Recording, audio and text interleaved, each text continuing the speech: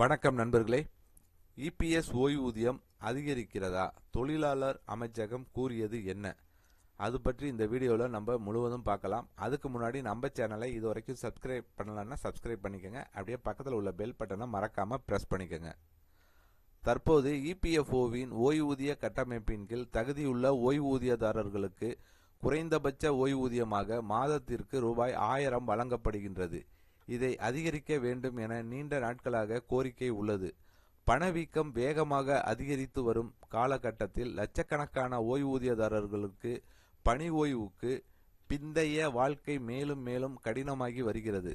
முதியவர்கள், குறிப்பாக ஊழியர் ஓய்வூதிய திட்டத்தின் இபிஎஸ் 95 கீழ் மாதந்தோறும் 1000 ஓய்வூதியம் பெறுபவர்கள் நீண்ட காலமாக அரசாங்கத்திடம் நிவாரணம் கோரி வருகின்றனர்.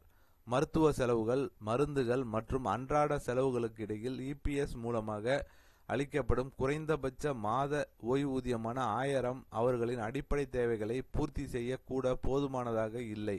சமீபத்திலும் குறைந்தபட்ச ஓய்வூதியத்தை அதிகரிப்பது குறித்து பிரச்சினை நாடாளுமன்றத்தில் எழுப்பப்பட்டது. சமீபத்தில் மாநிலங்களவையிலும் நாடாளுமன்ற உறுப்பினர் டாக்டர் மேதா விஷ்ணு குல்கர்னி இபிஎஸ் 95 ஓய்வூதியதாரர்களின் பிரச்சினைகளை கடுமையாக முறையில் எழுப்பினார். தற்போதைய சூழ்நிலையில் கண்ணியமான வாழ்க்கைக்கு 1000 ஓய்வூதியம் போதுமானதாக இல்லை என்று அவர் கூறினார். குறைந்தபட்ச இபிஎஸ் ஓய்வூதியத்தை 7500 உயர்த்துவது பரிசீலிக்கப்படுகிறதா? ஓய்வூதியதாரர் அமைப்புகளிடமிருந்து ஏதேனும் குறிப்புகள் பெறப்பட்டுள்ளதா? அதற்கான காலக்கெடு நிர்ணயம் செய்யப்பட்டுள்ளதா என்று நாடாளுமன்ற உறுப்பினர் அரசாங்கத்திடம் கேட்டார். இந்த கேள்விகளுக்கு பதிலளிக்கும் விதமாக தொழிலாளர் மற்றும் வேலைவாய்ப்புத்துறை இணை அமைச்சர் ஷோபா கராந்தலேஜே அரசாங்கத்தின் நிலைப்பாட்டை தெளிவுபடுத்தினார்.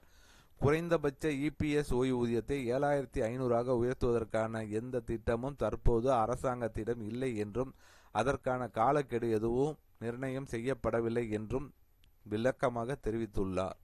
ஓய்வூதியத்தை அதிகரிப்பதற்கு முன் எதிர்காலத்தில் நிதியின் மீது கூடுதல் அழுத்தத்தை தவிர்க்க ஓய்வூதிய நிதியின் நீண்டகால நிதி நிலைத்தன்மையை மதிப்பிடுவது முக்கியம் என்றும் அமைச்சர் தெளிவுபடுத்தினார்.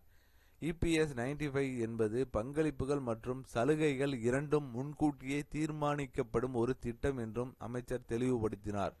நிறுவனங்கள் ஊழியர்களின் சம்பளத்தில் 8.33% பங்களிக்கின்றனர். மத்திய அரசு ரூபாய் 15,000 வரையிலான சம்பளத்தில் 1.16% பங்களிக்கிறது.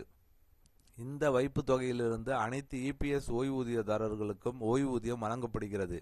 தற்போது இபிஎஸ் ஓய்வூதியதாரர்கள் பட்ஜெட் மூலம் குறைந்தபட்ச மாதாந்திர ஓய்வூதியம் ரூபாய் 1000 பெறுவதை மத்திய அரசு உறுதி செய்கிறது. இந்த உதவி வழக்கமான அரசாங்க பங்களிப்புடன் கூடுதலாக வழங்கப்படுகிறது. கூடுதலாக எதிர்கால பொறுப்புகள் மற்றும் கிடைக்கக்கூடிய வளங்களுக்கு இடையில் சமநிலையை பராமரிக்க ஓய்வூதிய நிதி ஒவ்வொரு ஆண்டும் கணக்கியல் ரீதியாக தணிக்கை செய்யப்படுகிறது.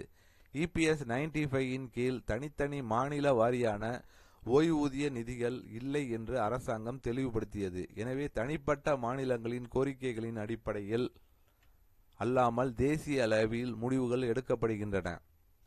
ஓய்வூதிய பிரச்சினைகளுக்கு கூடுதலாக இபிஎஃப்ஓ தொடர்பான சீர்திருத்தங்கள் குறித்தும் விவாதங்கள் நடந்து வருகின்றன. இபிஎஃப் மற்றும் இபிஎஸ்க்கு சம்பள வரம்பை 15,000 25,000 உயர்த்துவது குறித்து அரசாங்கம் பரிசீலிக்கலாம் என நம்பப்படுகிறது.